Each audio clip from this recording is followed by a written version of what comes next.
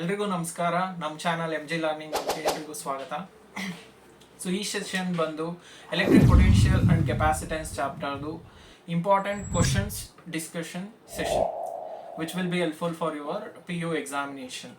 So previously electric charges and fields ಚಾಪ್ಟರ್ದು important questions with answer and important numerical ಪ್ರಾಬ್ಲಮ್ಸ್ನ upload ಮಾಡಿದ್ದೆ. So ನಿಮ್ಗೇನಾದರೂ ಬೇಕು ಅಂದರೆ ಚಾನಲ್ ಪ್ಲೇಸ್ ಲಿಸ್ಟಲ್ಲಿದೆ, ಚೆಕ್ ಮಾಡಿ. ಸೊ ಇದೇ ಥರ ಸೆಕೆಂಡ್ PUC ಚಾಪ್ಟರ್ಸ್ದು ಎಲ್ಲ ಚಾಪ್ಟರ್ಸ್ದು important questions with answer and ನ್ಯೂಮರಿಕಲ್ಸ್ನ ಡಿಸ್ಕಸ್ ಮಾಡೋಣ ಅಂತ ಅಂದ್ಕೊಂಡಿದ್ದೀನಿ. ಥಿಂಕ್ ನಿಮಗೆ ಹೆಲ್ಪ್ಫುಲ್ ಆಗಲಿ ಅಂತಲೇ ಮಾಡ್ತಿರೋದು. ನಿಮಗೂ ಹೆಲ್ಪ್ ಆಗ್ತಿದೆ ಅಂತ ಅಂದ್ಕೊಂಡ್ರೆ ನನ್ನ ಫಾಲೋ ಮಾಡ್ಕೊಳ್ಳಿ. ಆ್ಯಂಡ್ ಏನಾದರೂ ಸೆಷನಲ್ಲಿ ಸ್ಲೈಟೆಸ್ಟ್ ಡೌಟ್ ಬಂದರೂ ಸಹ ಕಮೆಂಟ್ ಮಾಡಿ. ಸ್ಮಾಲೆಸ್ಟ್ ಡೌಟ್ ಇದ್ರೂ ಸಹ ಕ್ಲಿಯರ್ ಮಾಡ್ತೀನಿ. ಸೊ ಇಷ್ಟು ಹೇಳ್ತಾ ಸೆಷನ್ನ ಸ್ಟಾರ್ಟ್ ಮಾಡೋಣ. ಓಕೆ, ನನ್ನ ಹೆಸರು Maruti Gowda. I am a physics lecturer and I am best at what I do, that is teaching. So ಇಷ್ಟು ಹೇಳ್ತಾ ವಿತೌಟ್ ವೇಸ್ಟಿಂಗ್ ಟೈಮ್ ಸೆಷನ್ನ ಸ್ಟಾರ್ಟ್ ಮಾಡೋಣ. ಸೊ ಅವಾಗಲೇ ಹೇಳ್ದಂಗೆ ಜಸ್ಟ್ ಈ ಚಾಪ್ಟರ್ದು ಇಂಪಾರ್ಟೆಂಟ್ ಕ್ವಶನ್ಸ್ನ ಮಾತ್ರ ಡಿಸ್ಕಸ್ ಮಾಡ್ತಿದ್ದೀನಿ. ಸೊ ಇದು ಲಾಲೆ ನೋಟ್ ಡೌನ್ ಮಾಡ್ಕೊಂಡಿದ್ದೀನಿ. ಈ ಚಾಪ್ಟರಲ್ಲಿ ಬರೋ 2 marks 3 marks 5 marks ಕ್ವಶನ್ಸ್ನ separately segregate ಮಾಡಿ ಇಲ್ಲಿ ಡಿಸ್ಕಸ್ ಮಾಡ್ತಿರೋದು. ಅಫ್ಕೋರ್ಸ್ ನಿಮಗೆ ಹೆಲ್ಪ್ಫುಲ್ ಆಗಲಿ ಅಂತಲೇ ಈ ಸೆಷನ್ಸ್ನ ಮಾಡ್ತಿರೋದು. ಸೊ ಫಸ್ಟ್ ಕ್ವಶನ್ಸ್ ನೀವು ಅಬ್ಸರ್ವ್ ಮಾಡ್ಬೋದು. Right 2 properties of equipotential surface. So 2 ಮಾರ್ಕ್ಸಲ್ಲಿ ಕೇಳಿದ್ರೆ ಇದೇ ಥರ ಕ್ವಶನ್ ಕೇಳ್ತಾನೆ. ಅಫ್ಕೋರ್ಸ್ 2 ಪಾಯಿಂಟ್ಸ್ ಬರೆದ್ರೆ 1+1 ಮಾರ್ಕ್ಸ್ ಡಿವೈಡ್ ಆಗುತ್ತೆ. And second question, why electrostatic field is 0 inside a conductor ಅಂತ ಕೇಳಿದ್ದಾನೆ. ಏನಂತಕ್ಕೆ electrostatic field will be 0? Simple ಆಗಿ ಆನ್ಸರ್ ಬರೀರಿ. ನಿಮಗೆ ಹೇಗೆ ಅರ್ಥ ಆಗಿದೆಯೋ ಆ ಥರ ಬರೀರಿ. ಏನು ಆನ್ಸರ್ ಏನು ಅದಕ್ಕೆ? ಸೊ ಕಂಡಕ್ಟರ್ ಒಳಗಡೆ ಚಾರ್ಜಸ್ ರಿಸೈಡ್ ಆಗಲ್ಲ. ಚಾರ್ಜಸ್ ರಿಸೈಡ್ ಆಗೋದು ಸರ್ಫೇಸ್ ಒಳಗಡೆ. ಸೊ ಯಾವುದೇ ಚಾರ್ಜಸ್ಗಳು ಕಂಡಕ್ಟರ್ ಒಳಗಡೆ ಇರೋದ್ರಿಂದ electric field will be 0. Charges ಇಲ್ಲ ಅಂದರೆ electric field will be 0. That is the answer. ಇದನ್ನೇ ಇಂಗ್ಲೀಷಲ್ಲಿ ನಿಮಗೆ ಹೇಗೆ ಅರ್ಥ ಆಗುತ್ತೋ ಆ ಥರ ಎಕ್ಸ್ಪ್ಲೈನ್ ಮಾಡಿ. ಸೊ ಇದಕ್ಕೆ ನೀವು ಏನೇ ಬರೆದ್ರು 2 ಮಾರ್ಕ್ಸ್ ಕೊಟ್ಟೇ ಕೊಡಬೇಕು. ಅಲ್ಲಿ ಅಂದರೆ ಕಾನ್ಸೆಪ್ಟ್ ರಿಲೇಟೆಡ್ ಬರೆದ್ರೆ 2 ಮಾರ್ಕ್ಸ್ ಕೊಟ್ಟೇ ಕೊಡಬೇಕು. ಸೊ ಇದೇ ಥರ show that work done in moving a charge on an equipotential surface is 0 ಅಂತ ಕೇಳಿದ್ದಾನೆ. ಪೊಟೆನ್ಷಿಯಲ್ ಫಾರ್ಮುಲಾ ಏನು? Potential will be equal to work done per charge. So work done will be equal to potential into charge Q. W is equal to Q into V. ಇಲ್ಲಿ ನೀವು question observe ಮಾಡ್ರಪ್ಪ. Equipotential surface ಅಂದ್ರೆ ಏನು? It is a equal potential surface. Potential will be same at all the surface. ಹಂಗಂದ್ರೆ equipotential ಅಂದ್ರೆ potential will be same ಅಂದ್ರೆ change in potential will be 0ನಾ? Potential 0 ಆದರೆ ವರ್ಕ್ ಡನ್ ಆಗುತ್ತೆ 0. So you just substitute this equation, that is W is equal to Q into delta V. Equation substitute ಮಾಡಿ. Delta V will be equal to 0. ಯಾಕಂದರೆ equal potential surface ಅಲ್ಲಿ potential will be same at every point ಅಂತ ಬರೆದು you just show W is equal to 0. ಇಷ್ಟೇ ಮಾಡಬೇಕಾಗಿರೋದು. So you observe fourth question, justify the statement there is no net charge at any point inside the conductor and any excess charge must reside at the surface.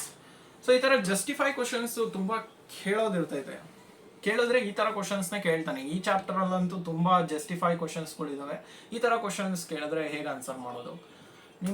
ನಿಮಗೆ ಏನು ಅರ್ಥ ಆಗಿದೆಯೋ ಅದೇ ಆನ್ಸರ್ನ ಬರೀರಿ. ಯಾಕೆಂದರೆ conductor ಒಳಗಡೆ ಯಾವುದೇ ಥರ ಚಾರ್ಜ್ ರಿಸೈಡ್ ಆಗಲ್ಲ. ಚಾರ್ಜಸ್ ರಿಸೈಡ್ ಆಗೋದು ಸರ್ಫೇಸ್ ಆಫ್ ದಿ ಕಂಡಕ್ಟರ್ ಮೇಲೇ. ಇದನ್ನೇ ಎಕ್ಸ್ಪ್ಲನೇಷನ್ ಬರೀರಿ. ಆ್ಯಂಡ್ ಏನು no net charge at any point inside the conductor, ಅದೇ ಅಲ್ವಾ? ಆ್ಯಂಡ್ ಇನ್ನೊಂದೇನಪ್ಪ ಅಂದರೆ ಗಾಸ್ ಲಾನ ಒಬೆ ಮಾಡಲ್ಲ, ಅದಕ್ಕೋಸ್ಕರ charges will be residing on the surface ಅಂತ ನಿಮಗೆ ಹೇಗೆ ಅರ್ಥ ಆಗಿದೆಯೋ ಆ ಥರ ಎಕ್ಸ್ಪ್ಲನೇಷನ್ ಕೊಡಿ. ಸೊ 2 ಮಾರ್ಕ್ಸ್ ಕೊಡ್ತಾನೆ. ಅಫ್ಕೋರ್ಸ್ ಇದಕ್ಕೆಲ್ಲ ಆನ್ಸರ್ಸ್ನ ನೆಕ್ಸ್ಟ್ ವಿಡಿಯೋದಲ್ಲಿ ಮಾಡಿ ನಾನೇ ಹಾಕ್ತೀನಿ. ಇಲ್ಲೇ ಎಂತಕ್ಕೆ ಮಾಡ್ತಿಲ್ಲ, ಇದೊಂದು ಸಪ್ರೇಟ್ ವಿಡಿಯೋ ಅದೊಂದು ಸಪ್ರೇಟ್ ವಿಡಿಯೋ ಎಂತಕ್ಕೆ ಮಾಡ್ತಿದ್ದೀರಾ ಅಂತ ಏನಾದರೂ ಡೌಟ್ ಇದ್ದರೆ ಎಂತಕ್ಕೆ ಮಾಡ್ತಿದ್ದೀನಿ ಅಂದರೆ ಆ ಸೊಲ್ಯೂಷನ್ಸ್ ಬರೆದಾಗ ಲೆಂತಿ ಆಗುತ್ತೆ ವಿಡಿಯೋ. ಸೊ ನಿಮಗೆ ಲೆಂತಿ ವಿಡಿಯೋ ನೋಡೋಕೆ ಪೇಷನ್ಸ್ ಇಲ್ಲ ಅಂದರೆ ಆ್ಯಂಡ್ ನಿಮ್ಮ ಹತ್ರನೇ ನೋಟ್ಸ್ ಇದ್ದರೆ ಜಸ್ಟ್ ಕ್ವಶನ್ಸ್ ಮಾತ್ರ ಬೇಕು ಅಂದರೆ ಮಾತ್ರ ಈ ವಿಡಿಯೋ ನೋಡಿ. ಇಲ್ಲ ಸರ್ ನಿಮ್ಮ ಎಕ್ಸ್ಪ್ಲನೇಷನ್ನು ಸಹ ನೋಡ್ತೀವಿ ಅಂತ ಏನಾದರೂ ಇದ್ದರೆ ಆ ವಿಡಿಯೋನೂ ಅಬ್ಸರ್ವ್ ಮಾಡಿ, ಏನೂ ಆಗಲ್ಲ. ಅಫ್ಕೋರ್ಸ್ ಇನ್ಸ್ಟಾಗ್ರಾಮಲ್ಲಿ ಸ್ಕ್ರೋಲ್ ಮಾಡ್ತಾ 2 ಅವರ್ ವೇಸ್ಟ್ ಮಾಡೋದ್ರ ಬದಲು ಒಂದು ಎಫೆಕ್ಟಿವ್ ಲರ್ನಿಂಗ್ ಯಾವುದಾದ್ರು ವಿಡಿಯೋ ನೋಡಿದ್ರೆ ನಿಮಗೆ ಹೆಲ್ಪ್ಫುಲ್ ಆಗುತ್ತೆ ಅಂತ ಅರ್ಥ. ನನ್ನ ಸಜೆಷನ್ ಅಷ್ಟೆ. ಸೊ 6th ಕ್ವಶನ್ ಬಂದು what are the factors on which capacitance of a capacitor depends. ಎರಡು ಫ್ಯಾಕ್ಟರ್ಸ್ ಬರೆದ್ರೆ ಸಾಕು. Area of the plate, distance between the plates and ಇನ್ನೊಂದೇನು ಮೀಡಿಯಮ್ ಬಿಟ್ವೀನ್ ದಿ ಪ್ಲೇಟ್ಸ್. ಇಷ್ಟು ಇನ್ನೊಂದು ಎಕ್ಸ್ಟ್ರಾ ಬರೆದ್ರೆ ಏನೂ ಆಗಲ್ಲ. ಇದನ್ನೇ ಏನಾದರೂ 3 ಮಾರ್ಕ್ಸಿಗೆ ಕೇಳಿದ್ರೆ ಈ 3 ಪಾಯಿಂಟ್ಸು ಬರೀರಿ ಅಷ್ಟೇ. ಏರಿಯಾ ಬರೀಲಿಲ್ಲ ಅಂದರೆ ಶೇಪ್ ಆ್ಯಂಡ್ ಸೈಜ್ ಅಂತ ಬರೆದ್ರು ಅದು ಕನ್ಸಿಡರ್ ಆಗುತ್ತೆ. Distinguish between polar and non polar molecules. So polar ಮಾಲಿಕ್ಯೂಲ್ಸ್ಗೆ polar dielectrics 1 marks, non polar ಡೈಎಲೆಕ್ಟ್ರಿಕ್ಗೆ 1 ಮಾರ್ಕ್ಸು, ಇದೇ ಥರ. ಸೊ ನೀವೇ ನೋಡಿಕೊಂಡು ಬರೀರಪ್ಪ. ನೆಕ್ಸ್ಟು 3 ಮಾರ್ಕ್ಸ್ ಇದೆ. ಸೊ ನಿಮಗೆ ಕ್ವಶನ್ಸ್ ಮಾತ್ರ ಬೇಕು ಅಂತ ಇದ್ದರೆ ಫಾಸ್ಟ್ ಫಾರ್ವರ್ಡ್ 2x ಸ್ಪೀಡಲ್ಲಿ ನೋಡಿ, ಪಾಸ್ ಮಾಡಿಕೊಂಡು ಸ್ಕ್ರೀನ್ಶಾಟ್ ತೊಗೋತಿರೋ ಅಥವಾ ನಿಮ್ಮದೇ ಓನ್ ನೋಟ್ಸ್ನಲ್ಲಿ ಬರ್ಕೋತಿರೋ ನೋಡ್ಕೊಳ್ಳಿ. ಟೈಮ್ ವೇಸ್ಟ್ ಅಂತೂ ಮಾಡೋಕ್ಕೇನು ಹೋಗೋ ಅವಶ್ಯಕತೆ ಏನಿಲ್ಲ, ಸರಿನಾ? So 8th question, derive the relationship between electric field and potential. So 3 marks questions ಇವೆಲ್ಲ. You observe here, arrive at the expression for potential energy of 2 charges in absence of electric field. ಇದು ತುಂಬ important ಅಪ್ಪ. ಎಷ್ಟೊಂದು ಸತಿ ಕೇಳಿದೆ, ನಾನೇ ನೋಡಿದ್ದೀನಿ. ಕೇಳಿದ್ರೆ potential energy of 2 charges in the absence of electric field ಕೇಳ್ತಾನೆ, ಇಲ್ಲ ಅಂದರೆ in the presence of electric field ಕೇಳ್ತಾನೆ. ಇದು ಕೇಳಿದ್ರೆ ಅದು ಕೇಳಿರಲ್ಲ, ಅದು ಕೇಳಿದ್ರೆ ಇದು ಕೇಳಿರಲ್ಲ. ಸೊ ಯಾವುದಾದ್ರೂ ಒಂದು ಪಕ್ಕ ಕೇಳ್ತಾನೆ. ನೆಕ್ಸ್ಟ್ ಕ್ವಶನ್ ಅಬ್ಸರ್ವ್ ಮಾಡಿ, capacitance of parallel plate capacitor C is equal to epsilon naught A by D expression ಇದೆಯಲ್ಲ ಅದನ್ನ ಡಿರೈವ್ ಮಾಡಬೇಕು. ಇದು in the presence of air as the dielectric. ಇನ್ನೊಂದು ಇದೇ ಥರ ವಿತ್ ಡೈಎಲೆಕ್ಟ್ರಿಕ್ ಮೀಡಿಯಮ್. ಒಂದು ಏರ್ ಆಸ್ ಅ ಡೈಎಲೆಕ್ಟ್ರಿಕ್ ತಗೋಬೇಕು, ಇನ್ನೊಂದು ಡೈಎಲೆಕ್ಟ್ರಿಕ್ ಮೀಡಿಯಮ್ ತಗೋಬೇಕು. ಅಗೇನ್ ಇದು ಕೇಳಿದ್ರೆ ಅದು ಕೇಳಲ್ಲ, ಅದು ಕೇಳಿದ್ರೆ ಇದು ಕೇಳಲ್ಲ. ಎರಡರಲ್ಲಿ ಒಂದು ಪಕ್ಕ ಇರುತ್ತೆ. ಎರಡು ಈಸಿ, ಒಂದು ನೋಡ್ಕೊಂಡ್ರೆ ಇನ್ನೊಂದು ತಾನೇ ಬರುತ್ತೆ. ನೆಕ್ಸ್ಟ್ ಕ್ವಶನ್ ನೋಡಿ, effective capacitance of 3 capacitors connected in series. ತುಂಬ ಈಸಿ ಡಿರೈವೇಷನು. ಎಷ್ಟೊಂದು ಸತಿ ನಿಮಗೆ ಈ ಕ್ವಶನ್ಸ್ನ ಕೇಳಿದ್ದಾನೆ. ಮೇನ್ ಎಕ್ಸಾಮಲ್ಲಿ ಆಗ್ಬೋದು, ಅಥವಾ ಮಿಡ್ ಟರ್ಮ್ ಎಕ್ಸಾಮಲ್ಲಿ ಆಗ್ಬೋದು, ಅಥವಾ ಪ್ರಿಪ್ರೇಟರಿಲಿ ಆಗ್ಬೋದು. ಈ ಕ್ವಶನ್ಸ್ನ ತುಂಬ ಸತಿ ಕೇಳ್ತಾನೆ ಇರ್ತಾನೆ. ಇಲ್ಲ ಸೀರೀಸ್ ಕೇಳ್ತಾನೆ, ಇಲ್ಲ ಪ್ಯಾರಲಲ್ ಕೇಳ್ತಾನೆ. ತುಂಬ ಈಸಿ ಇದೆ ಡಿರೈವೇಷನ್ಸು, ನೋಡ್ಕೊಳ್ಳಿ, ಪ್ರಾಕ್ಟೀಸ್ ಮಾಡಿ. ಇಲ್ಲ ಅಂದರೆ energy stored in a capacitor. Of course ಈ ಚಾಪ್ಟರಲ್ಲಿ ತುಂಬ 3 ಮಾರ್ಕ್ಸ್ ಕ್ವಶನ್ಸ್ ಇದ್ದಾವೆ. 5 ಮಾರ್ಕ್ಸ್ ಕ್ವಶನ್ಸ್ನ ಕೇಳೋದಕ್ಕಿಂತ 3 ಮಾರ್ಕ್ಸ್ ಕ್ವಶನ್ಸ್ನ ತುಂಬ ಸತಿ ಕೇಳಿದ್ದಾನೆ. ಸೊ ಅದಕ್ಕೋಸ್ಕರನೇ ನೀವು ಅಬ್ಸರ್ವ್ ಮಾಡಿ, ತುಂಬ 3 ಮಾರ್ಕ್ಸ್ ಕ್ವಶನ್ಸ್ ಇದ್ದಾವೆ. ಫ್ರಮ್ 8th to 17th ಕ್ವಶನ್ವರೆಗೂ ಬರೀ 3 marks question. Mention any 3 properties of equipotential surface. I think ಈ ಪಾಯಿಂಟ್ಸ್ನ ಬರೆಯೋದು ಇದು ಥಿಯರಿ ಥರ ಇದೆ. ಇದು ಪಾಯಿಂಟ್ಸ್ನ ನೀವು ಜಸ್ಟ್ ಅರ್ಥ ಮಾಡ್ಕೊಳ್ಳೋ ಥರ ಅರ್ಥ ಮಾಡ್ಕೊಂಡು ಬಾಯಟ್ ಮಾಡೋ ಅವಶ್ಯಕತೆ ಇಲ್ಲ. ಬಾಯಟ್ ಎಲ್ಲೂ ಮಾಡೋಕ್ಕೆ ಹೋಗಬೇಡಿ. ನಾನೇನೋ PU ಇಂಪಾರ್ಟೆಂಟ್ ಕ್ವಶನ್ಸ್ನ ಸಪ್ರೇಟ್ ಹೇಳ್ತಾ ಇದ್ದೀನಿ. ಹಂಗಂತ ನೀವು ಬರೀ ಇಂಪಾರ್ಟೆಂಟ್ ಕ್ವಶನ್ಸೇ ಓದ್ಕೊಂಡು ಹೋಗಿ ಅಂತ ನಾನು ಹೇಳ್ತಿಲ್ಲ. ಏನಾದ್ರು ಟೈಮ್ ಇಲ್ಲ ಓದೋಕ್ಕೆ, ನಾಳೆನೇ ಎಕ್ಸಾಮು ಅನ್ನೋರು ಮಾತ್ರ ಈ ವಿಡಿಯೋನ ಅಬ್ಸರ್ವ್ ಮಾಡಬೇಕು. ಆ್ಯಕ್ಚುಲಿ ನಾವು ರೆಕಮೆಂಡ್ ಮಾಡೋದು ಟೀಚರ್ಸ್ ಎಲ್ಲ ಹೋಲ್ ಚಾಪ್ಟರ್ ಓದಿ ಅಂತಾನೆ. ಬಟ್ ಲಾಸ್ಟ್ ಮೂಮೆಂಟಲ್ಲಿ ಓದಿಲ್ಲ ಅಂತ ಬರ್ತಿರಲ್ಲ, ಆಗ ಏನು ಮಾಡೋಕ್ಕಾಗಲ್ಲ ಅಂತ ಇಂಪಾರ್ಟೆಂಟ್ ಕ್ವಶನ್ಸ್ನ ಹುಡುಗರಿಗೆ ಕೊಡೋದು. ಸೊ ಅದನ್ನೇ ಅಡ್ವಾಂಟೇಜ್ ಅಲ್ಲ, ಅದು ಆ್ಯಕ್ಚುಲಿ ನಿಮಗೆ ಡಿಸ್ಅಡ್ವಾಂಟೇಜ್. ಇದು ನೀವೇನಾದರೂ ಬರೀ ಇಂಪಾರ್ಟೆಂಟ್ ಕ್ವಶನ್ಸ್ನೇ ನೋಡಿಕೊಂಡು ಎಕ್ಸಾಮಿಗೆ ಹೋದರೆ ಅಫ್ಕೋರ್ಸ್ ನೀವು ಸ್ಕೋರ್ ಮಾಡ್ತೀರಾ, ಇಲ್ಲ ಅಂತಲ್ಲ. PU ಎಕ್ಸಾಮಲ್ಲಿ ಅಫ್ಕೋರ್ಸ್ ಸ್ಕೋರ್ ಮಾಡ್ತೀರಾ, but concept understanding will be 0. CET, NEET, JEE ಇವಾಗ ಈಗಿನ ಪ್ರೆಸೆಂಟ್ ಸಿಚುವೇಶನಲ್ಲಿ ಕಲೀಲಿಲ್ಲ, ಕ್ರ್ಯಾಕ್ ಮಾಡಿಲ್ಲ ಅಂದರೆ ಒಳ್ಳೆ ಕಾಲೇಜ್ ಸಿಗೋದು ತುಂಬ ಕಷ್ಟ. ಮುಂದೆ ಅದೇ ಕಾಲೇಜ್ ಸಿಕ್ಕಿಲ್ಲ ಅಂದರೆ ಒಳ್ಳೆ ಪ್ಲೇಸ್ಮೆಂಟ್ಸ್ ಸಿಗೋದು ತುಂಬ ಕಷ್ಟ. ಸೊ ಜಸ್ಟ್ PUನೇ ಆಶ್ರಯ ಆಗಿಟ್ಕೊಂಡ್ರೆ ತುಂಬ ಕಷ್ಟ ಆಗುತ್ತೆ.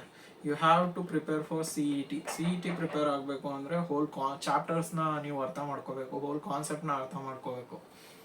ಇದು ಜಸ್ಟ್ ನಿಮಗೆ ಎಕ್ಸಾಮ್ ಕ್ಲಿಯರ್ ಮಾಡ್ಕೊಳ್ಳೋದಕ್ಕೆ, ಪಾಸ್ ಆಗೋದಕ್ಕೆ ಅಷ್ಟೇ ಇದು ಹೆಲ್ಪ್ ಮಾಡೋದು. ಯಾವುದೇ ಕಾಂಪಿಟೇಟಿವ್ ಎಕ್ಸಾಮಿಗೆ ಹೆಲ್ಪ್ ಆಗಲ್ಲ ಇಂಪಾರ್ಟೆಂಟ್ ಕ್ವಶನ್ಸ್ಗಳು.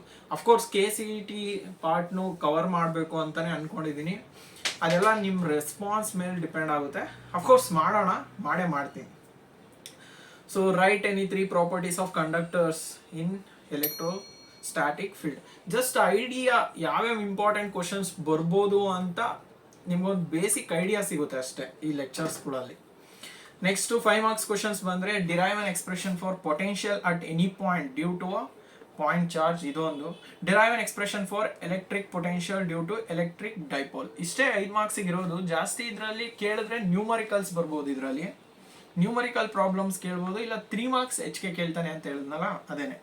ಸೊ ನ್ಯೂಮರಿಕಲ್ ಪ್ರಾಬ್ಲಮ್ನು ಬರ್ದಿದ್ದೀನಿ, ನೋಡ್ಕೊಳ್ಳಿ. ಸೊ 3 ಮಾರ್ಕ್ಸಿಗೆ ಒಂದು ನ್ಯೂಮರಿಕಲ್ ಇರುತ್ತೆ ಆ್ಯಕ್ಚುಲಿ.